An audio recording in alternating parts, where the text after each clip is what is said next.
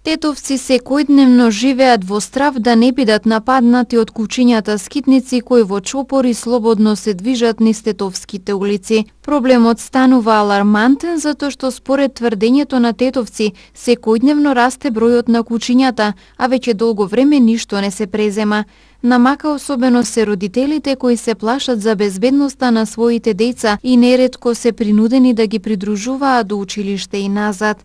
За претрпен страв сведочат и многу граѓани кои поради работното време се движат низ градот рано наутро или доцна навечер, кога фреквенцијата на луѓе и возила е намалена. Кучињата, да ти кажам, некаде од кај 6 сати ја имам 3 кучиња што излават, дури ги мислам. Абе како може цела ноќ по 7-8 кучиња, 10? Абе народ пиште. Вчера не завчера идев на кај нив. И чопор на кучиња не знам колку беа, 5-6, не знам колку беа. Дечица баш од черка ми золова, па 10 иде у школа, не може да помина. Па отидов да ги земем и да ги испратим. Па вчера баш цело време тие се стуткале вака иде, одедош од кај се појавиат позади нив, се стегнале, им беше страв да поминат. Јас цело време ги посматрав да им се тутна случајно.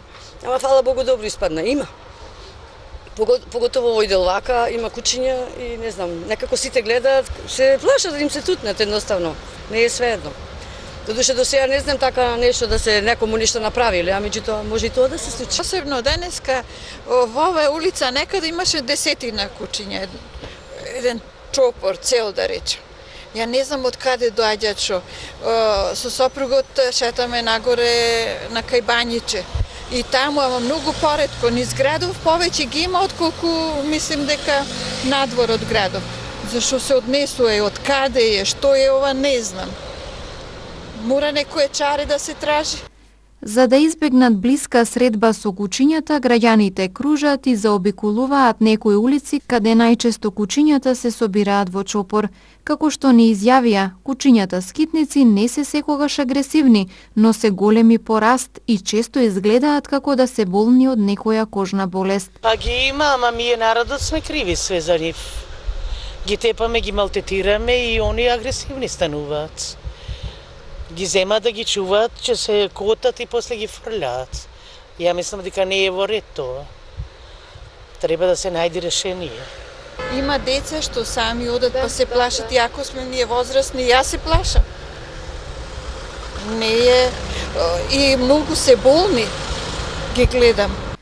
Тетовци сметаат дека општина Тетово има надлежност и обврска да го реши долгогодишниот проблем на градот. Кучињата треба да бидат заловени во стационар кој ќе се грижи за нивно вакцинирање, кастрирање и обележување, а потоа соодветно вдомени или вратени на местото од каде биле земени. Општина тоа е општинска работа, не е наша.